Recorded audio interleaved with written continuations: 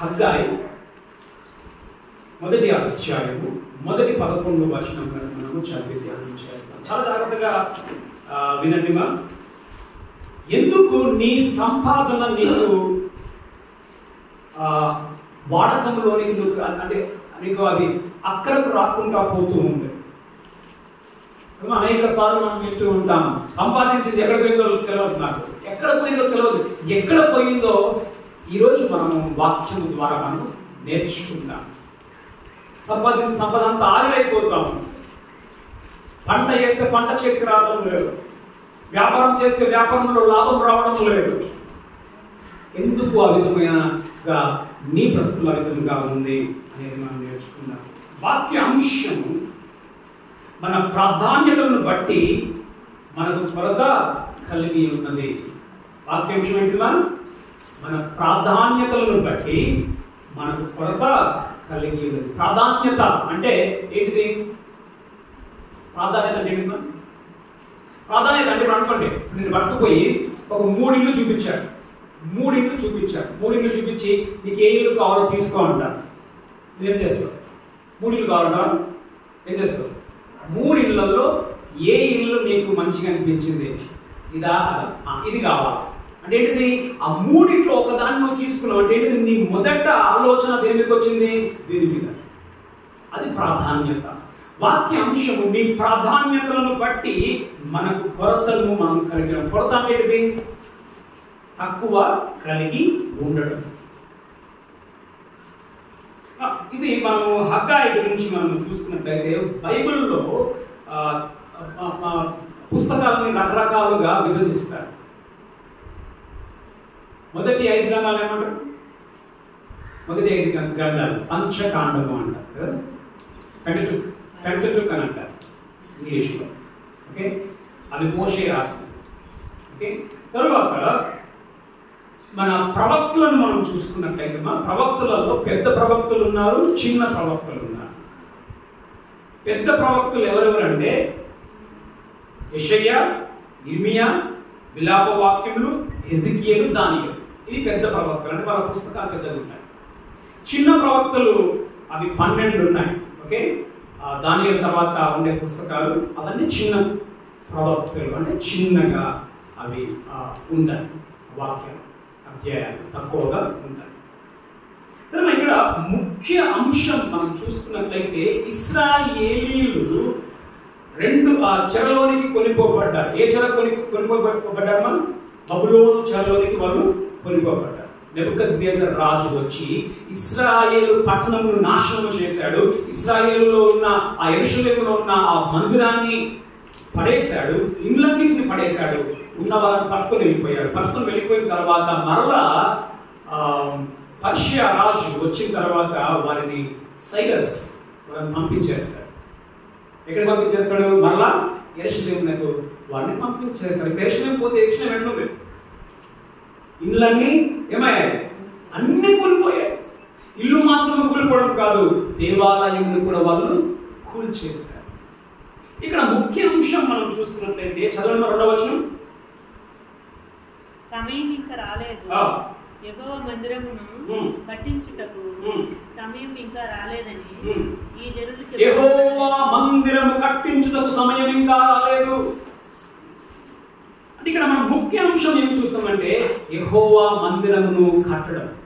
ఎందుకు? మందిరం ఏమైంది? మందిరాన్ని కూల్చేశాడు. నెబుకద్నెజర్ రాజు పాడు చేశాడు. మందిరము కట్టబడుట ముఖ్య అంశము, ఒక ముఖ్య అంశంగా మనం చూస్తాం. రెండవది ముఖ్య అంశం ఏమిటంటే 8వ వచనం.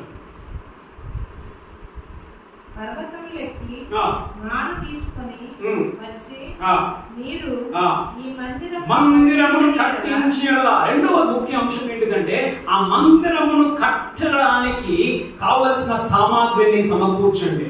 మొదటి ఏంటిది? మందిరాన్ని కట్టడము. రెండవది ఏంటిది? మందిరాన్ని కట్టడానికి కావలసిన సామగ్రిని సమకూర్చడము. ఈ 2 ముఖ్యమైన విషయాలను మనము చూస్తాం. ఇప్పుడు మొదట కొరత. ఈ వచ్చిన వారికి కొరత ఉంది. ఎక్కడి నుంచి వచ్చారు వీళ్ళు? బబులోను చెర నుండి. ఎక్కడికి వచ్చారమ్మా? యెరూషలేములోకి వచ్చారు. యెరూషలేములోకి మీరు వచ్చిన తర్వాత వీరికి కొరత ఉంది. ఎలాంటి కొరత ఉంది మనం చూస్తే 6వ వచనం, మీరు విస్తారముగా విత్తినను మీకు కొంచెమే పండెను. ఏంటంట సార్, తోటంతా విత్తనాలు వేసిన సార్, పంట కొంచెమే వచ్చింది అంటే మనం అనేక సార్లు అంటాం. అంటే ఏంటి మనం, మీరు విస్తారముగా విత్తినను మీకు కొంచెమే పండెను అంటే ఏంటిది, సంపాదన లేదు. అనేక సార్లు మనకు సంపాదన మనకు ఉండదు. వ్యాపారం చేసి మనీ అప్పని ఉంటాడు, సంపాదనకు వెళ్తా ఉంటాడు.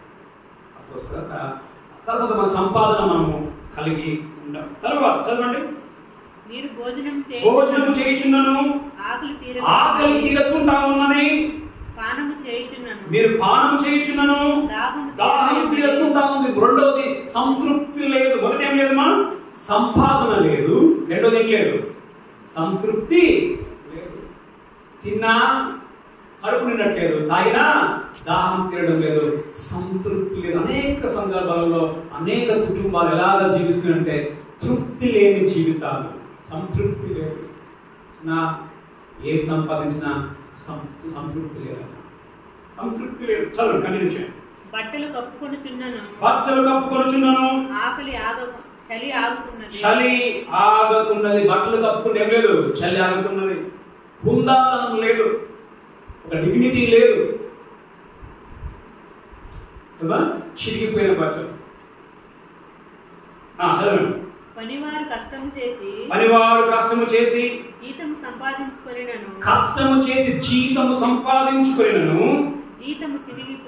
జీతము చినిగిపోయిన సంచిలో వేసినట్లున్నది. ఎంతుందంట పైసలు సార్, 1000 రూపాయలు సార్, ఎక్కడ పోయినా అర్థం కాదు. కారణం ఏంటిది, తెచ్చిన చినిగిపోయిన సంచిలో వేసినట్లుగా ఉన్నది. అంటే ఏంటిది, మిగలడము లేదు. అనేక సార్లు మనం అంటూ ఉంటాం, నాకేం మిగలడం లేదు, ఇంత సంపాదిస్తున్నా ఏం మిగలడం లేదు. మనం 4 విషయాలు చూస్తున్నాం. ఒకటి ఏంటిది, సంపాదన లేదు. రెండోది ఏం లేదు, సంతృప్తి లేదు. మూడవది హుందాతనము లేదు. నాలుగోది మిగలడము లేదు. మరి కూర్చున్న మీరు ఎంతమంది ఇలాంటి స్థితిలో మీరు ఉన్నారు? ఇక్కడ అన్న నాకు సంపాదన లేదన్న, ఈరోజు వాళ్ళు ఇక్కడ ఉన్నారు, నాకు చెప్పినారు. ఇంకా వాళ్ళకి ఎప్పుడు సంపాదన ఉండదు, ఎందుకంటే వాక్యం లేదు కాబట్టి ఎప్పుడు సంపాదన ఉండదు. ఈరోజు మనం నేర్చుకున్నది, ఎందుకు మనకు సంపాదన రావడం లేదు, ఎందుకు మనకు సంతృప్తి లేదు, ఇంత చేసినా, ఎందుకు మనం అంత వ్యాపారం చేసినా, అంత డబ్బులు సంపాదించినా ఎందుకు మనకు మిగలడం లేదు అంటే కొన్ని కారణాలు మనం చూస్తాము. 9 నుంచి 11వ వచనంలో వరకు కారణాలు చదవండి. ఎందుకు మిగలడం లేదు, ఎందుకు సంతృప్తి లేదు, ఎందుకు సంపాదన లేదు, కారణాలు. విస్తారముగా కావాలనని మీరు ఎదురు చూచి, ఎందుకు వ్యాపారం చేస్తాం మనము? విస్తారంగా కావాలనే కదా. ఇప్పుడు మన సుధమ్మకి ఆవులు ఉన్నాయి, 4 ఆవులు ఉన్నాయి, 3 5 ఆవులు ఉన్నాయి. ఎందుకు 5 ఆవులు తీసుకుంటారు మీరు? విస్తారంగా పాలు రావాలి. విస్తారంగా పాలు వస్తే ఏమిటది, ఆ డబ్బా పోస్తే విస్తారంగా డబ్బులు వస్తాయి. చూడండి, విస్తారముగా కావాలనని మీరు ఎదురు చూచితిరి కానీ కొంచెంగా పండెను, కొంచెమే మీకు వస్తుంది. అనేక సార్లు మన బతుకులలో నా విస్తారంగా పంట వేసిన పంట కారణం, మీరు దానిని ఇంటికి తేగా, మీరు ఆ పండిన దాన్ని ఇంటికి తేగా నేను దానిని చెదరగొట్టితిని. కారణం ఏంటంట? ఎవరు చెదరగొట్టింది? దేవుడు చెదరగొట్టాడు. మీ వ్యాపారంలో లాస్ వస్తుంది అని అంటే, నీకు సంపాదన రావడం లేదు అని అంటే, నువ్వు తెచ్చుకున్నది నీకు మిగలడం లేదంటే దేవుడు అంటున్నాడు ఏంది, నేనే దాన్ని చెదరగొట్టినా. కారణం ఏం తెలుసా? ప్రాధాన్యత, ప్రియారిటీ. ప్రాధాన్యత ఏమిటంటే, మీకు ఏం ఎక్కువ అయిపోయిందంటే, మీకు డబ్బు ఎక్కువ అయిపోయింది నాకంటే.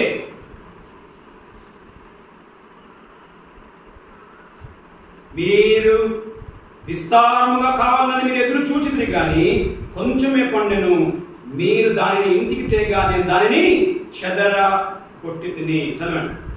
ఎందుచేతనని యెహోవా అడుగుచున్నాడు. నా మందిరము పాడైయుండగా. చూడండి, నా మందిరము పాడైపోయి ఉండగా. మరి చూడండి, వచ్చినప్పుడు ఏమేమి పాడైపోయినాయమ్మా? మందిరం పాడైపోయింది, వాళ్ళ ఇల్లు కూడా పాడైపోయింది. నా మందిరం పాడైపోయి ఉండగా మీరందరూ మీ ఇండ్లు కట్టుకొనుటకు త్వరపడుట చేతనే కదా. అంటే నా మందిరం పాడైపోయింది, నా మందిరాన్ని పట్టించుకుంటూ ఒక్కడు లేడు, కానీ మీ ఇండ్లు కట్టుకోవడానికి ఏం చేస్తున్నారు? త్వరపడుచు. అంటే ప్రాధాన్యత ఏముంది? ఏంటి ప్రాధాన్యత? ఇల్లు, నా ఇల్లు ముందు కావాలా. దేవుని పని ఎక్కడ పోయినా పర్లేదు, దేవుని ఇల్లు మూలకు పడ్డా పర్లేదు, అది కట్టకపోయినా పర్లేదు, ఫస్ట్ ఎవరు కట్టుకోవాలా? నా ఇల్లు కట్టుకోవాలమ్మా. ఎందుకు అయినా కదా? ఎందుకు అని అంటే నీ జీవితంలో సంపాదన లేదు, ఎందుకు నీకు సంతృప్తి లేదు, ఎందుకు నీకు మిగలడం లేదు అని అంటే నీ ప్రాధాన్యత దేవుడు కాదు. నీ ప్రాధాన్యత ఏంటమ్మా? నీ ఇల్లు, నీదే. దేవుని గురించి పట్టి మనకు లేదు, దేవుని గురించి మనకు ఆలోచన లేదు, పట్టి లేదు, కాబట్టి మనకు మిగలడము లేదు. ఇప్పుడు ఎవరన్నా ఇప్పుడు తప్పెవరు? మనం ఏమన్నా అన్నా, నేను వారం తెచ్చుకొస్తున్నా కదన్నా, నేను కానుకలు వేస్తున్నా కదన్నా. కాదన్నా, నీ ప్రాధాన్యత ఏముంది నీ బతుకులో? ఇప్పుడు మొన్న వారం వచ్చి ఈ వారం రాలేదు, ఓ వారం వస్తే 10 వారాలు చర్చకురా. మళ్ళీ ఏమంటావు? దేవుని పని ఏడుస్తాం. దేవుడు నీకు మోసం చేయలేదు. నీ ప్రాధాన్యత ఏంటంటే నీ బతుకు ప్రాధాన్యత దేవుడు కాదు. ఎందుకు బట్టి అని అంటే నా మందిరం పాడైపోయి ఉండగా మీరు మీ ఇల్లు కట్టుకోవడానికి త్వరపడుచున్నారు. మీకు మీ ఇల్లు కట్టుకోవడానికి ఆతురత ఉంది, కానీ నా ఇంటి మీద మీకు ధ్యాస కూడా లేదు. అనేక సార్లు మనకు దేవుని మీద ధ్యాస ఉండదు, నీ బతుకు మీద నీకు ధ్యాస ఉండదు. ఎప్పుడు జూడు ఏడుస్తూనే ఉంటారు, నాది నాది నాది, నా బతుకు, నా ఇల్లు, నా పని. దేవుని పని ఎవరు చేస్తున్నా? నువ్వు దేవుని పని చేయనంత వరకు, నీకు దేవుని మీద ధ్యాస రానంత వరకు, దేవుడు నీ ప్రాధాన్యము కానంత వరకు నీ సంపద చినిగిపోయిన సంచిలో వేసినట్లే, అది నీకు మిగలదు. దేవుడే దాన్ని చెదరగొడతాడు, దేవుడు చెదరగొడతాడు. ఇప్పుడు ఎవరు చెదరగొడతారమ్మా? దేవుడే. దానికి కారణము నువ్వే. చదవండి, కంటిన్యూ చేయండి. కాబట్టి మిమ్మును బట్టి మీరు నా ఇల్లుని, నా పనిని మీరు విసర్జించి మీ పని మీరు చూసుకుంటారు. కాబట్టి మిమ్మును బట్టి ఆకాశపు మంచు కురువకయున్నది, మంచు కురువకున్నది, భూమి పండకయున్నది, భూమి పండక ఉన్నది. చదవండి. నేను భూమికిని పర్వతములకును అనావృష్టి కలుగు చేసి. అనావృష్టి అంటే వర్షం పడకుండా. చూడండి, నేను వర్షం పడకుండా చేశాను అంటున్నాడు దేవుడు. నేనే కరువు తెచ్చేది. వ్యాపారం పోతే సారిపోతే దేవుడు అంటున్నాడు, నేనే ఆడమంటాను. నేను అనావృష్టి కలగజేసి తిని. ధాన్యము మీరు పండించిన పంటలోను, ద్రాక్షారసం విషయంలో అంటే ఇవన్నీ ఏంటంటే ఆ రోజు వాళ్ళు అమ్ముకుంటే వాళ్ళకి వచ్చే డబ్బు సంపాదన. ఓకే, ద్రాక్షలోను, తైలము విషయంలోను, భూమి ఫలించు సమస్తము విషయంలోను, సమస్త విషయంలోను, మనుషుల విషయంలోను, పశువుల విషయంలోను, చేతి పనులన్నిటి విషయంలో. పశువులు కూడా అంటున్నాడు ఇక్కడ.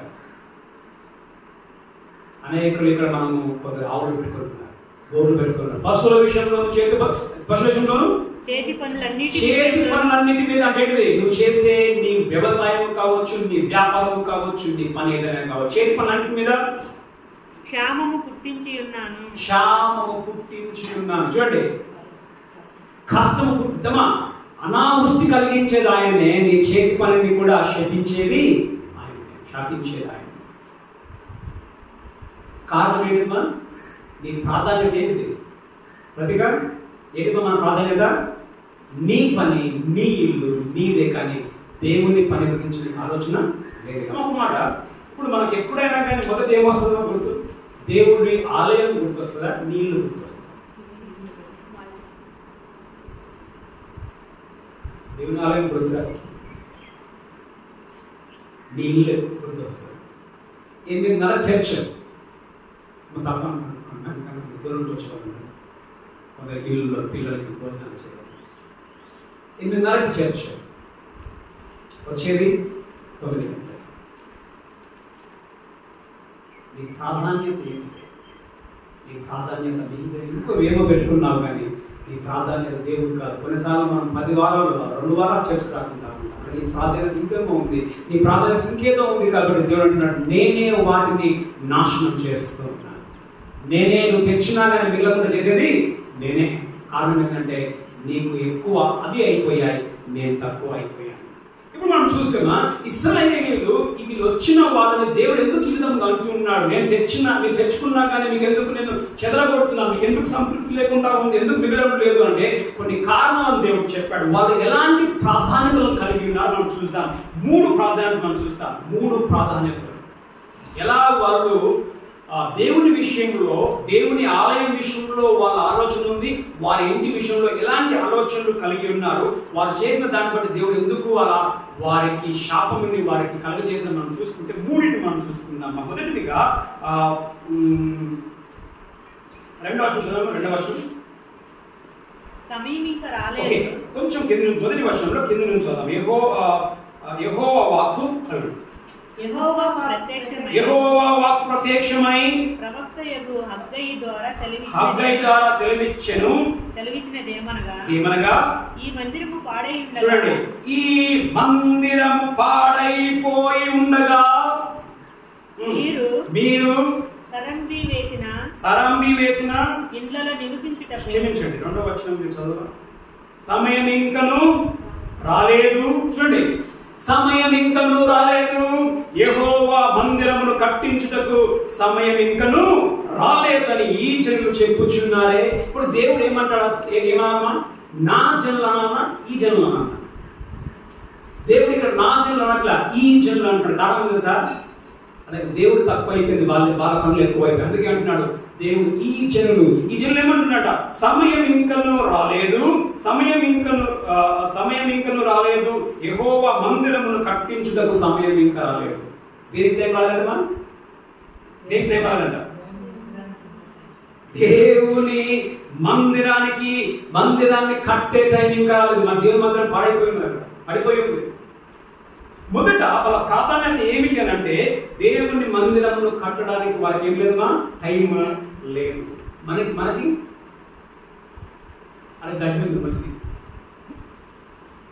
ఎవరికి అనిపించిందా గడ్డి చెక్కాలని చెప్పేసి? నీ ఇంటి ముందు గడ్డి ఉంటే అంత తిరిగే పని లేదు, తిరగకుండానే తిరిగేసి పడేస్తుంది. అంటే మనం టైమింగ్ కరాలి అని చెప్పేసి చర్చ్ దగ్గర అయితే వచ్చేవాళ్ళు చూసుకుంటాం.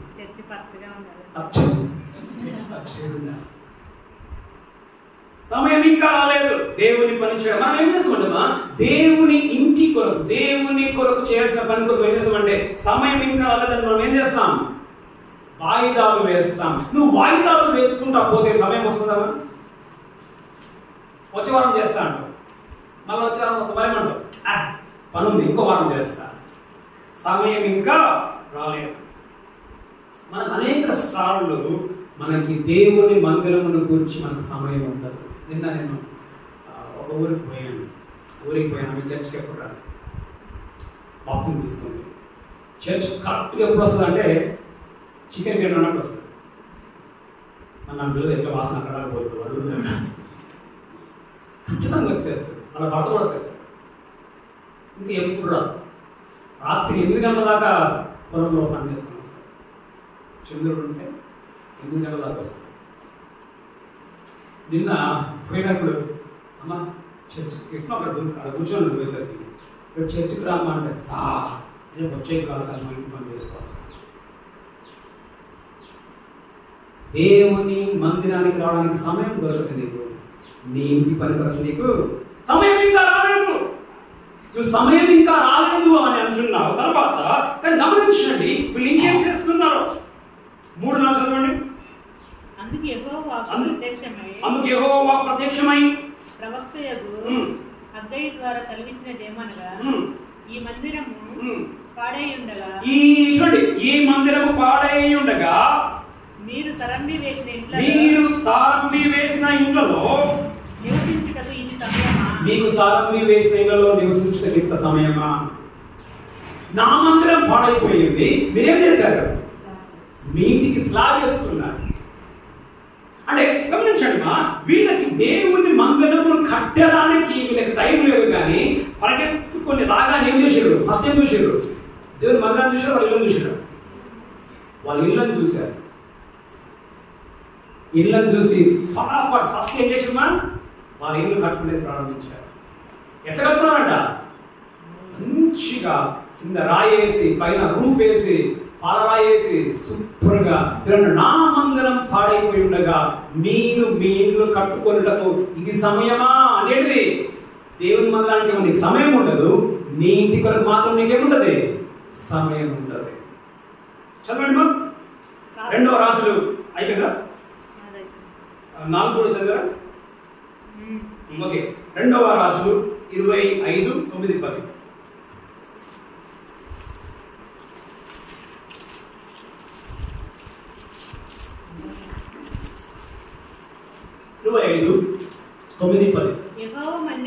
చూడండి మా, నెబుకద్నెజరు రాజు బబులోను నుంచి వచ్చినప్పుడు ఏం చేశాడంటే యెహోవా మందిరమును రాజనగరమును యెరూషలేమునందున్న ఇండ్లన్నిటిని గొప్పవారి ఇండ్లన్నిటిని అగ్ని చేత కాల్పించును. కదా అది కూడా చదివాడు. మరియు రాజదేహ సంరక్షకుల అధిపతి యొద్దనున్న కల్దీయుల సైనికులందరూ యెరూషలేము చుట్టూనున్న ప్రాకారములను పడగొట్టిరి. చూడమ్మా, ఏం చేశారమ్మా? గోడలు పగలగొట్టారు. పుట్టి మందిరం పడగొట్టేవారు. మందిరముతో పాటు ప్రతి ఇంటిని పడేశారు. ప్రతి ఇంటిని పడేసినప్పుడు ఎప్పుడైతే రాజు వాళ్ళని వదిలిపెట్టాడో పరిగెత్తుకొని వచ్చి ఫస్ట్ వాళ్ళకి ఏం దొరికింది? ఫస్ట్ ఏం చూశారు? వాళ్ళ ఇల్లు చూసుకున్నారు, దేవుని మందిరాన్ని చూడలేదు. ఏమన్నాడు? దేవుని మందిరానికి వచ్చేసరికి సమయం ఇంకా రాలేదు దాని కొరకు. కానీ దేనికి సమయం ఉంది? నీ ఇల్లు కట్టుకోవడానికి నీకు సమయం ఉంది. అనేక సార్లు దేవుని మందిరానికి రావడానికి నీకు సమయం ఉండదు. నీ ఇంట్లో నువ్వు కూర్చొని జలసాలు చేసుకోవడానికి, నువ్వు పనులు చేసుకోవడానికి టైం ఉండదు. ఇక నీకు దేవుని ఇంటి కొరకు నీకు టైం లేనప్పుడు ఏ విధంగా నువ్వు చెప్తావు? నాకు దేవుడు నాకు ఇంకా నేను ఏం చేసిన నాకు సంపాదన లేదు, ఆశలు లేదు చెప్పేసి. నీకెందుకు నువ్వు చేసిన సంపాదన మిగలదు లేదు అంటే, నీకు ఆశీర్వాదం లేదంటే, నీకు మొదటి ప్రాధాన్యత ఏంటమ్మా? నీ ఇల్లు, నీ సంసారం, నీ దేవుని ఇల్లు కాదు. కొన్ని సందర్భాలలో 9 చదవండి, చివరి భాగంలో 9 చివరి భాగం అదే హగ్గయిలో. నా మందిరము పాడైపోయి ఉండగా మీరందరూ మీ ఇల్లు కట్టుకొనుటకు త్వరపడుట చేతనే కదా. ఇల్లు కట్టడానికి సమయం ఉంది, త్వరపడుతున్నారు, కానీ దేవుని మందిరం కట్టడానికి సమయం లేదు, త్వరపడము లేదు. కొన్నిసార్లు మనం కొన్ని టైంల కొరకు ఎదురు చూస్తూ ఉంటాం ఖర్చు పెట్టడానికి. ఏ టైంలో చెప్తారా? బర్త్డే ఎప్పుడెప్పుడు వస్తుందా టైం కొరకు ఎదురు చూస్తా. ఫంక్షన్ ఎప్పుడెప్పుడు వస్తుందా ఎదురు చూస్తా. ఎందుకు? ఆ ఫంక్షన్ మనం ఎట్లా ఖర్చు పెడతాము? ఎంతో వేలు ఖర్చు పెడతారు, కొందరు అయితే లక్షలు ఖర్చు పెడతారు డెకరేషన్ మాత్రమే. దేవుని మందిరము ప్రాధాన్యతలు మనం చూసుకుంటే మొదటి ప్రాధాన్యత వీరికి దేవుని మందిరము కాదు, కానీ మొదటి ప్రాధాన్యత వాళ్ళ ఇల్లు. ఇక్కడ కూర్చున్న నీవు, నీకు ఏంటిది ప్రాధాన్యత? నీకు దేవుని మందిరమా, నీ ఇల్ల? ఏం చెప్పు? ఒకవేళ నేను అడుగుతుంది క్వశ్చన్, బైక్లే అంటాం, ఇల్లే, నీ ఇల్లే, నీ ఇల్లు నీ పనే. నీ ఇల్లు నీ పని అయినప్పుడు నువ్వు దేవుణ్ణి ఏ విధంగా అంటావు? అన్నా ఏమి మాడిదరు ఒన్ను బరల్లా, ఏం మిగలతలేదు, ఏం సిగ్గల్లా అంటే ఏది సిగ్గల్లా? కారణం లేదు. ఏది సిగ్గల్లా అంటే నీకు దేవుని కంటే మొదట నీ ఇల్లు నీ పని. ఇది కారణం. ఒకవేళ దేవుడే మొదటైతే ప్రతి ఆదివారం ఖచ్చితంగా మందిరానికి వస్తావు. మందిరానికి ప్రతి ఆదివారం రావడం లేదనంటే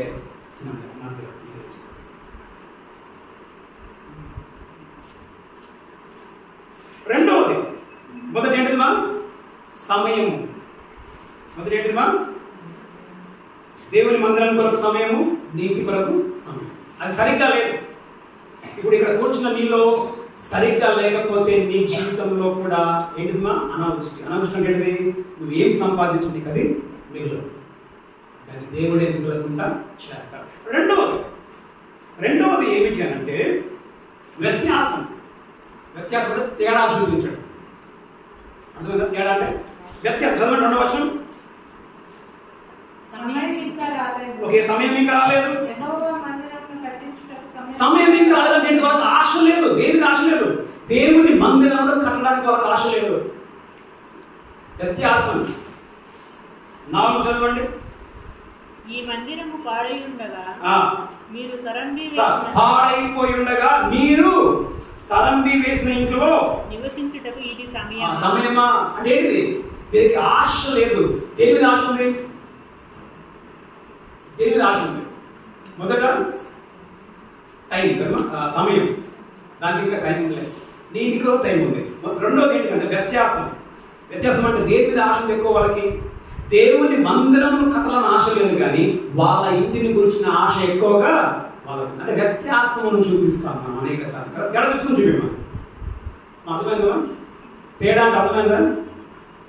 ప్రేమించడం, ఒకరిని ఎక్కువ ప్రేమించడం, ఒకరిని తక్కువ ప్రేమించడం. అది మనం ఇక్కడ మనం ఎవరు ఎక్కువ ప్రేమిస్తాము? మన ఇంటిని, మన ఇంటి పనిని ఎక్కువ ప్రేమిస్తాం. దేవుని పనిని మనము తక్కువగా మనము ప్రేమిస్తాం.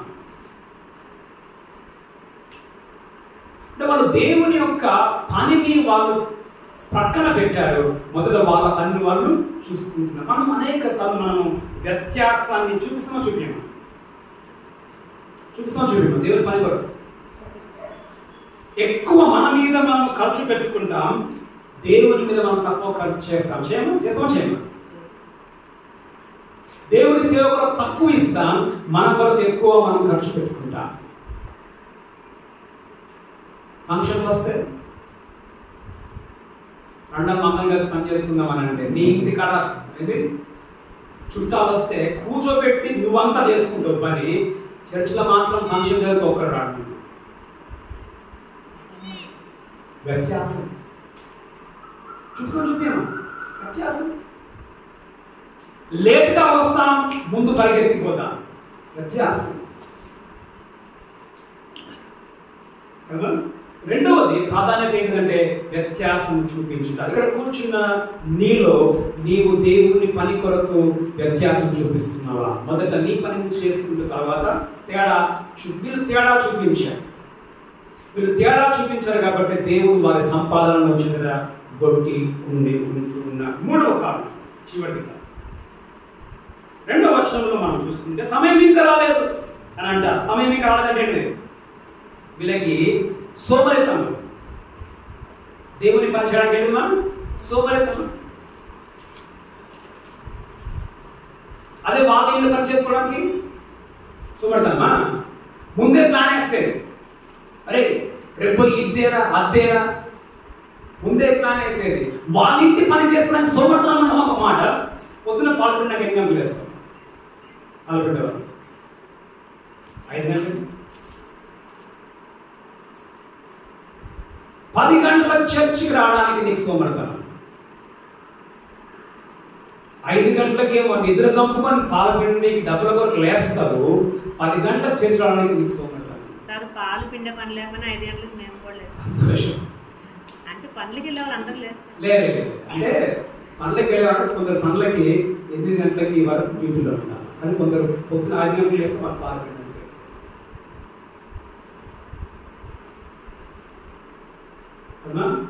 సోమరితనం. దేవుని మందిరం కొరకు ఇంకా సమయం చేసుకుందాంలే, ఎప్పుడైనా చేసుకుందాం. దేవుని పని చేయడానికి నీకు సోమరితనం. నీ పని చేసుకోవడానికి ఏదమ్మా నీకు సోమరితనము ఉండదు. చూడండి సోమర్థాన్ని మాట్లాడు 9వ వచనంలో అంటాడు కింది భాగంలో, నా మందిరం పాడైపోయి ఉండగా మీరందరూ మీ ఇల్లు కట్టుకుంటకు త్వరపడుచున్నారు. మీకు సోమర్థం ఉండేది ఇల్లు కట్టుకోవడానికి, మీ పని చేసుకోవడానికి మీకు సోమర్థం లేదని నా పని చేయడం మీకు ఏమన్నా సోమరి తనము ఉన్నది.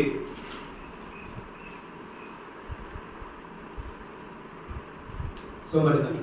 3 విషయాలు. మొదటి దేవుని పని చేయడానికి ఇంకా ఏం రాలేదు, సమయం రాలేదు. రెండవది దేవుని పని చేయడానికి వ్యత్యాసం చూపిస్తాం. మూడవది దేవుని పని చేయడానికి మనం సోమరితనం అనుకుంటాం. ఈ మూడింటిని మనం కలిగి ఉన్నాక ఎందుకు మన దేవుని నిందించేది? మన దేవుడు ఏం చేయగలడు? చేయడం అది దేవుడు ఏం చేయగలడు. ఎందుకంటే దేవుని కొరకు టైం లేదు. నువ్వు తేడా చూపిస్తున్నావు. నీ ఇంటి పనికి దేవుని పనికి నువ్వు తేడా చూపిస్తూ ఉన్నావు. మూడవది దేవుని పనికి నువ్వు సోమరితనంగా ఉన్నావు. నీ ఇంటి పనులకు నువ్వు చురుగ్గా చేసుకుంటూ ఉన్నావు. చదవండి కీర్తనలు 69లో 9 మొదటి భాగం మాత్రం చదవండి. కీర్తనలు 69:9. చాలా జాగ్రత్తగా వినండి, చాలా జాగ్రత్తగా. నీ ఇంటిని గూర్చిన కీర్తన కాబట్టి నీ ఇంటిని గూర్చిన ఆసక్తి నన్ను భక్షించుచున్నది. భక్షించడం అంటే ఏంటిది? భక్షించున్నది అంటే ఏంటిది? అర్థం ఏంటిది? తినేస్తుంది. ఏంటిది? నీ ఇంటిని గూర్చిన ఆశ తినేస్తుంది. ఎప్పుడెప్పుడు ఆ దేవుని గురించి అదే ఆలోచన. భక్షించడం ఏంటిది? తినడం. నీ ఇంటిని గూర్చిన ఆశ నన్ను భక్షించి ఉన్నది. మనకి ఇంటే కూర్చుందో నా ఇంటిని గూర్చిన ఆశకి నన్ను భక్షించుచున్నది అంట. ఎంతమందికి ఇక్కడ దేవుని గురించి ఆసక్తి భక్షించుచున్నది? ఎంతమందికి ఆశ ఉంది? శనివారమే ఎంతమంది అనుకుంటారు ఇట్లా పొద్దున్న లేవాలి 5 గంటలకి రెడీ అయిపోయి 8:30 కాదు 8 గంటలకు కూడా ఎంతమంది కనిపిస్తుంది? 8 గంటలకు ఒక తిరుమల మానం వస్తాడు. అప్పుడప్పుడు చిన్న అమ్మాయి వస్తుంది.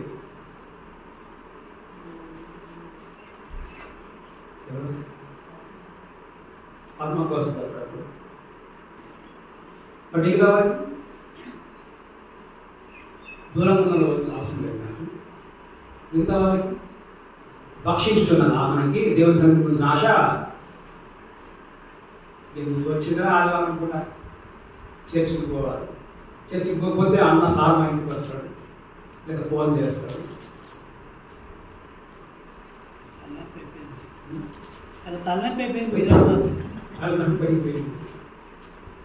దేవుని ఇంటిని కూర్చున్న ఆశ మనల్ని భక్షించాలా. ఎప్పుడెప్పుడు పోవాలన్నా ఎప్పుడెప్పుడు చెయ్యాలన్నా దేవుని పనులు అని. నీకు ఆశ లేదు దేవుని పనుల మీద, దేవుని ఇంటి మీద ధ్యాస లేదు. ఎప్పుడు నీ పని నీ ఇల్లు మాత్రమే. నీ ఇల్లు అని ఏడ్చుకోవడం కూర్చుంటే నీ బ్రతుకు అదే విధంగా ఖచ్చితంగా ఏడుస్తుంది. ఇప్పుడు మాట మరి దేవుని ఇల్లు అంటే ఏమిటి? దేవుని ఇల్లు అని అంటే ఏమిటి? ఇప్పుడు ఒక విధంగా మనం చూసుకుంటే అప్పుడు ఆ మందిరం పాడైపోయింది. మరి ఇప్పుడు దేవుని ఇల్లు అంటే ఏమిటి అని మనం చూసుకుంటే రాసుకోండి. మత్తయి 16:18 అంటాడు, యేసు ప్రభువు అంటాడు, నా మందిరము నేను కడతాను. దేవుని ఇల్లు ఏంటిది? చర్చ్, మందిరం. 1 పేతురు 3:5 అంటాడు, మీరు సజీవమైన రాళ్ళు అని అంటాడు. సజీవమైన రాళ్ళు. చదవండి 1 పేతురు 3:5. ముగింపులోకి వచ్చాము. 1 పేతురు 3:5. అటువలే పూర్వము దేవుని ఆశ్రయించిన పరిశుద్ధ స్త్రీలను తమ స్వరపురుషులకు లోబడుట. 1 పేతురు 3:5. 2:5 చదువు.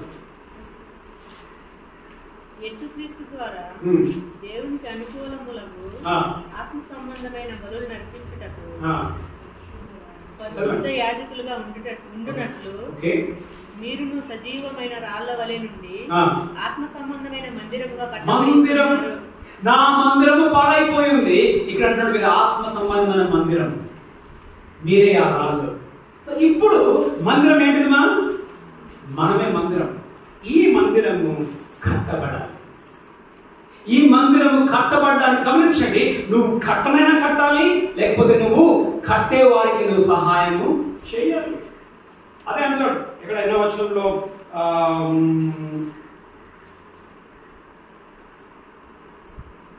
8వ వచనంలో, పర్వతములెక్కి నాను తీసుకొచ్చి మీరు ఈ మందిరమును కట్టించినలా. నీవు కట్టకపోతే కనీసం కట్టేవారికి ఏం చేయాలి? కట్టేవారికి సహాయం చేయాలి. మరి కట్టేవారు ఎవరు? భయం ఎవరు? కట్టేవారు ఎవరు? దేవుని సేవకుడు.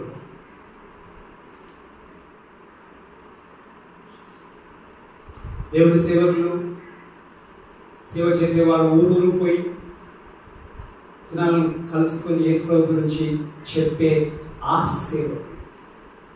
ఆ సేవకులకు ఏం చేయాలన్నా? సహాయము చేయాలి.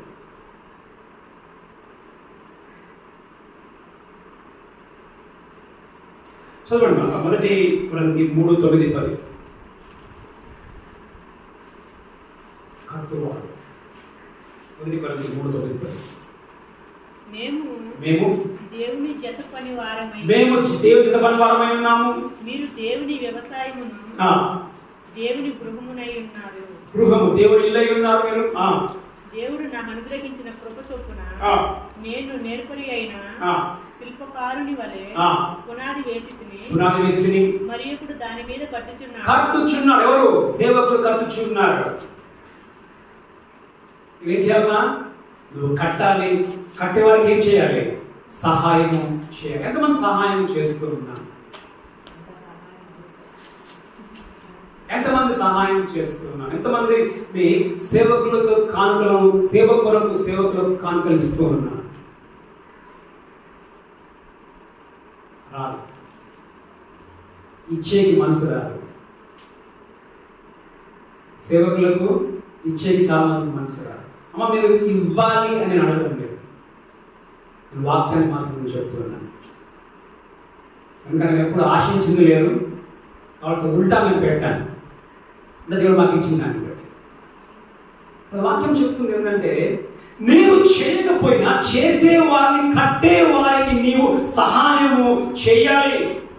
ఒకవేళ సరే అనుకుందాం, మాకే చేయాలి అని మీకు అనిపించకపోయినప్పుడు కనీసం వేరే వాళ్ళకన్నా చేయమండి. సేవ చేసే వాళ్ళకి అనిపించచ్చు వీళ్ళు యోగ్యులు కాదు, నేను వీరికి కానికి ఇవ్వద్దు అనుకున్నప్పుడు, మాకు ఇవ్వకపోయినా మీరు ఎవరైతే యోగ్యులు అనుకుంటున్నారో, ఎవరైతే సేవ చేస్తున్నారో వాళ్ళకన్నా మీరు ఇవ్వండి.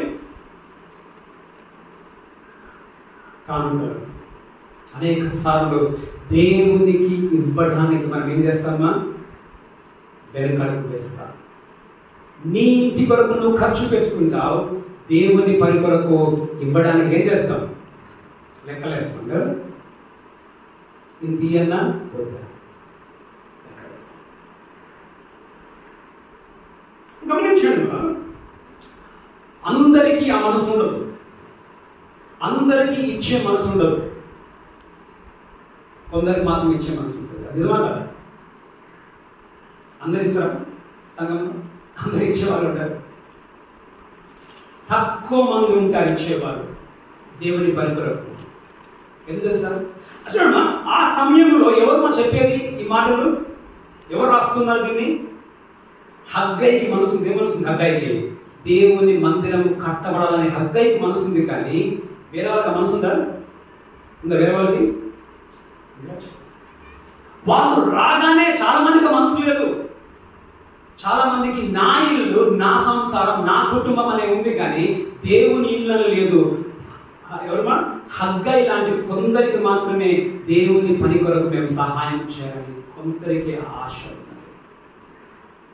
అది అప్పుడు అంతే, ఇప్పుడు సంఘాలలో అంతే. ఇచ్చేవాళ్ళు చాలా తక్కువ సంఘాలలో, రేపు కూడా అంతే ఉంటారు.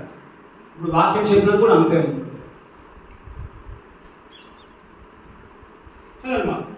2 కొరింథీ 5:8-5.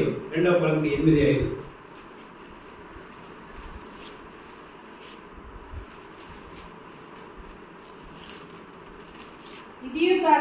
ఇప్పుడు పౌలు కొరింథీ సంఘంతో రాస్తూ మసదోనియా సంఘం గురించి చెప్తున్నాడు. ఇదియుగాక మొదట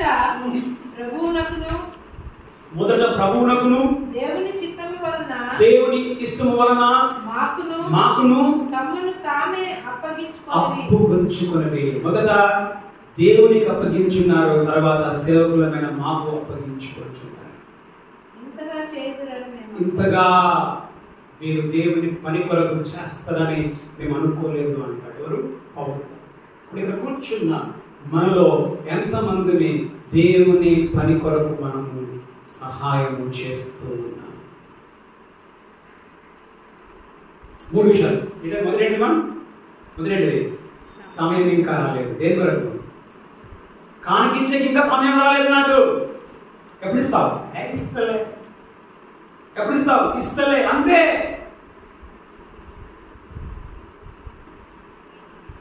మళ్ళా చెప్తున్నా కానికరగడదు. అనేక సమయం అనుకుంటాం కానికించేది నాకు సమయం లేదు, దేవుని పని కొరకు నాకు సమయం లేదు. అది కాదు. అది రానంతసేపు నీవు నీ కొరకు మాత్రమే నువ్వు చూసుకున్నంత వరకు నీ బ్రతుకులో నీకు సంతృప్తి ఉండదు, నీకు సంపాదన ఉండదు, నీకు మిగలదు. ఎందుకంటే నీ దేవుని కంటే ఎక్కువ నీ పని నీకు ముఖ్యం. చదవండి చివరికి 5వ వచనం. కాబట్టి సైన్యములకు అధిపతియగు యెహోవా సెలవిచ్చుకునేమనగా మీ ప్రవర్తనను గూర్చి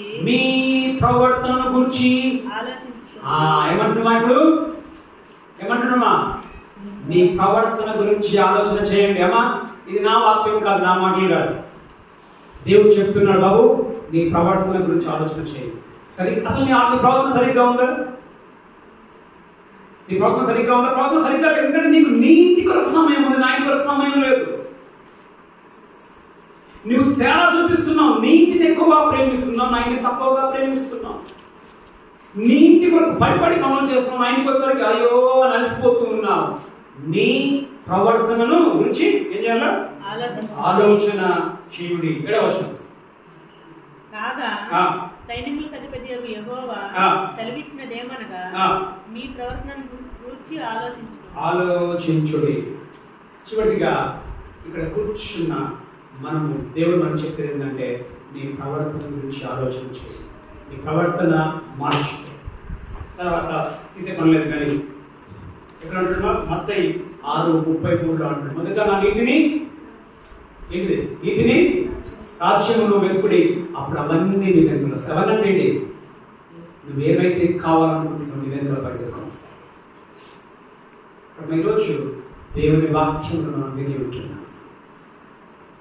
నీ ప్రాధాన్యతను బట్టి నీకు ఉంటుందా నీ ఆశీర్వాదం. నీ ప్రాధాన్యత నీ ఇల్ల, నీ ప్రాధాన్యతలో మొదట నీ ఇల్ల, మొదట దేవుని దేవుని ఎక్కువ ప్రేమిస్తున్నావా? దేవుని పని ఎక్కువ ప్రేమిస్తున్నావా? నీ పని ఎక్కువగా ప్రేమిస్తున్నావా? దేవుని పని కొరకు నీకు ఆశతో నువ్వు ఉన్నావా, లేకపోతే సోమరిగా ఉన్నావా?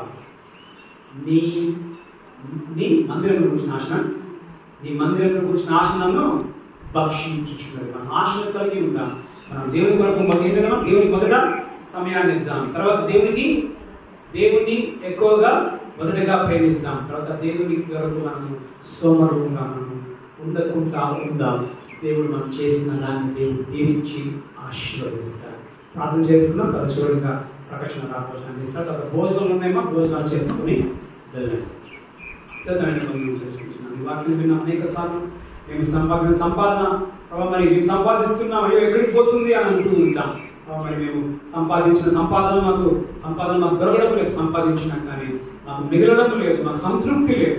కారణం మీరు అంటున్నారు, నేనే చెదరగొట్టాను. కారణం ఏంటంటే మీకు నా ఇల్లు కంటే మీ ఇల్లు ఎక్కువైపోయింది. నా ఇంటికి మీకు సమయం ఇవ్వడం లేదు, మీ ఇంటి కొరకు సమయం ఇస్తున్నారు. మీరు తేడా వ్యత్యాసం చూపిస్తున్నారు. మీ ఇంటిని ఎక్కువగా ప్రేమిస్తున్నారు, నా ఇంటిని తక్కువగా ప్రేమిస్తున్నారు. మీ ఇల్లు పని చేసుకోవడానికి మీకు సోమర్థనం లేదు, కానీ నా ఇంటి పని చేయడానికి మీకు సోమర్థనంగా ఉన్నారు. మీరు దాన్ని పక్కన పెట్టేశారు. కాబట్టి మీ జీవితంలో నేనే చెదరగొట్టను అంటూ ఉన్నాను.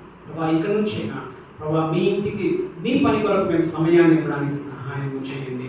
నీ పనిని మా పని కంటే ఎక్కువగా ప్రేమించడానికి సహాయం చేయమని ప్రార్థిస్తున్నాం. ప్రభా నీ పని విషయంలో సోమరులుగా ఉండకుండా సహాయం చేయండి. చేసే వారికి ప్రభా సహాయం చేసే వారుగా ఉన్నట్లుగా సహాయం చేసి నడిపించమని ప్రార్థిస్తున్నాం.